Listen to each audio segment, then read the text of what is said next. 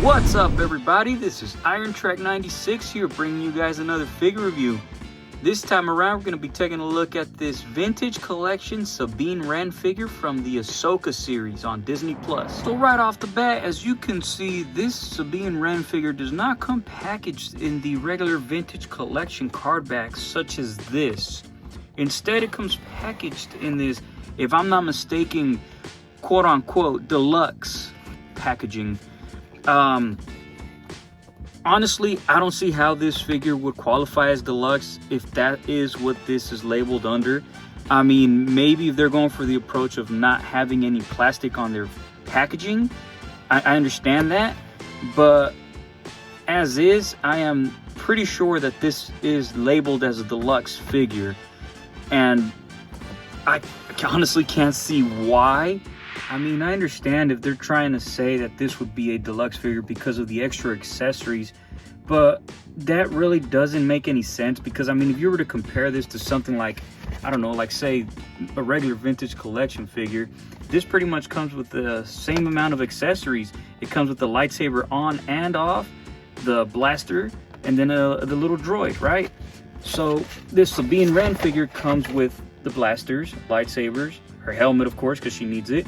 And then I guess this guy could be the little droid. I mean, does the bag and that little detonator really make this figure deluxe? I mean, I understand there probably might be more to it. Maybe there's a bit more detailing or paint job detail or whatever, more, like that might be the case, might not. I'm not sure. I mean, we'll find out right now when we take a look at the actual figure. But as it is, I'm sorry, Hasbro, you can't convince me that this should be packaged in a deluxe packaging. But let's take a look at the figure. That might change my mind. So before we jump into looking at the figure, one quick look at the packaging one more time. So that's what it looks like from the side. Nice product shot right there of Sabine holding the lightsaber. That's the bottom, whatever. Here's the other side. She's holding the little detonator, or if I'm not mistaken, that's her little spray paint canister thing that she uses in the show. And then that's what the back looks like, as you guys already saw. Okay, for those of you guys that care about this sort of thing, here she is right next to the Star Wars Rebels animated version of herself. Right, so here's Sabine Wren out of her packaging, and I can honestly say that this figure is both a hit and a miss for me. I mean, all in all, I mean, the figure is fairly decent for what it is, and truth be told, I mean, there is a few things that it leaves to be desired. I mean, for the most part, as you can see, the head here, it's more of a bobblehead on her. Like, yeah, I don't understand how something like this can even happen. I mean, that head is just ridiculously oversized. It's crazy. I mean, I have no words for this.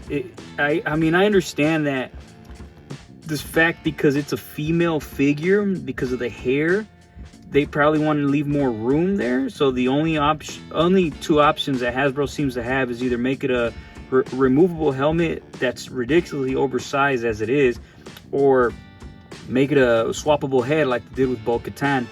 And in this case, I would probably lean more towards a swappable head, even though I'm not a big fan of that. But at the end of the day, I mean, Hasbro has done it before. I don't understand why they couldn't do it with her, especially the simple fact that she actually has short hair. So they could have pulled it off. For some reason, they just decided to give her a ridiculously huge helmet. So that's probably one of the biggest flaws I have with this figure. And then another thing I want to nitpick at is the wrist articulation. It's just a simple peg joint on here. It's not like those swivels and rotation. So there goes that for a deluxe figure. The paint is not too like premium feeling. The paint just feels the same as a regular vintage collection figure. Yeah, all in all, I mean, the figure is both a hit and a miss. But aside from those little nitpicks I have, and you get rid of that helmet, I mean, just look at that face. I mean, all in all, that face is spot on. It looks just like the actress that portrayed her. And I mean, the overall detail on the armor, wow, I mean, the paint job here is phenomenal. I mean, I'm kind of contradicting myself from what I said earlier. I mean, it's not necessarily a deluxe quality paint job, but it's pretty awesome for what it is. So anyways, aside from that, the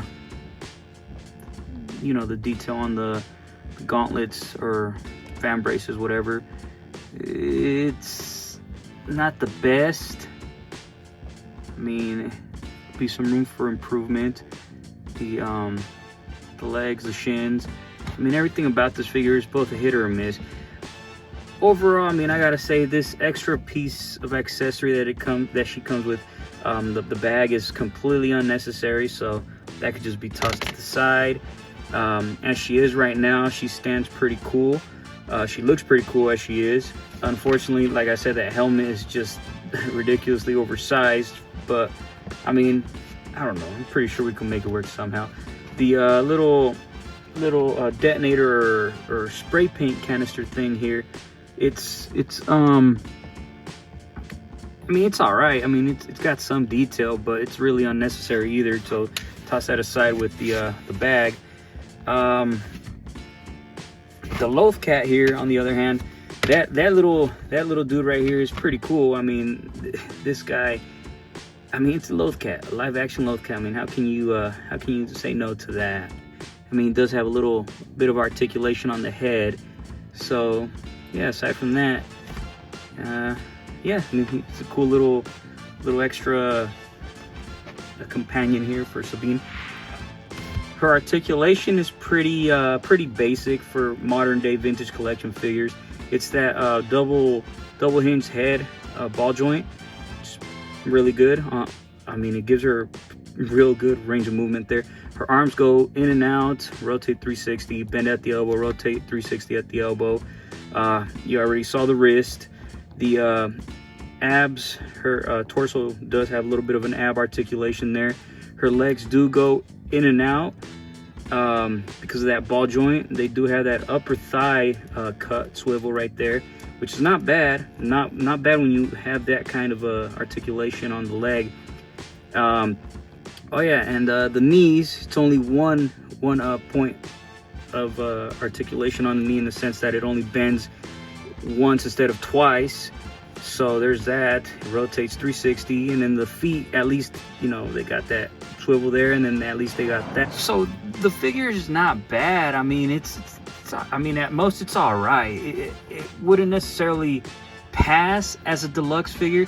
I mean, the only reason I'm really nitpicking is the fact that this figure is supposedly labeled and priced as a deluxe, and that's what kind of bugs me. I really don't see how. I mean, you guys saw, I mean, it lacks that double jointed knee articulation, as well as that extra swivel on the wrists, and the accessories really don't make this any better. As you guys saw, the bag and the spray canister, as well as the helmet, weren't really deluxe quality. I mean, maybe the loaf cat in and of itself is what makes it the value. I'm just kidding. Anyways, I mean, the figure is not bad at all. I mean, it's a good figure for a vintage collection figure. I mean, it's up there with one of the better ones Hasbro has been releasing, especially with that really amazing face head sculpt right there. I mean, look at that. You can't tell me that's not who it's supposed to be. I mean, Hasbro got that, at least, you know, dead on. But aside from that, I mean, the figure is pretty good. Another thing before I forget, the helmet does have the range finder thing, the little antenna, whatever, that does go up and down. So at least that's good. And I mean, you get her into some pretty decent poses, but it's just something about that oversized helmet I'm not a big fan of. And for a size comparison, here is Sabine next to a bunch of other jolly old Mandos. I mean, as you can see here right there next to Bo-Katan, I mean, the helmet is just no comparison. It's like night and day. That Bo-Katan helmet, it being a swappable head in and of itself, I mean, it's a vast improvement compared to a removable helmet, at least in this case. But I still prefer the removable helmet if it's done right. Sabine from the Rebels show, now that helmet was done the right way, because it just fits perfectly, and her hair, the sculpt on that hair is a little bit more what's the word I'm looking for, poofier, I guess. It was more there, you know, and then Hasbro nailed it on that helmet. I mean, because that helmet just seems perfect on that figure, but they just couldn't get it right for the live action vintage collection. But I don't know. Anyways, I'm done complaining about the helmet. But yeah, as you can see, there she is next to the rest of the Mandos, at least, you know, Mando figures that I got, and she looks pretty good amongst them. It's just you know, another addition to the Happy Mandalorian family collection. So do I recommend picking this figure up? I mean, that's totally up to you. From what you guys saw, make your own opinion. I mean, I would probably say wait for the figure to drop in price for you guys to pick it up.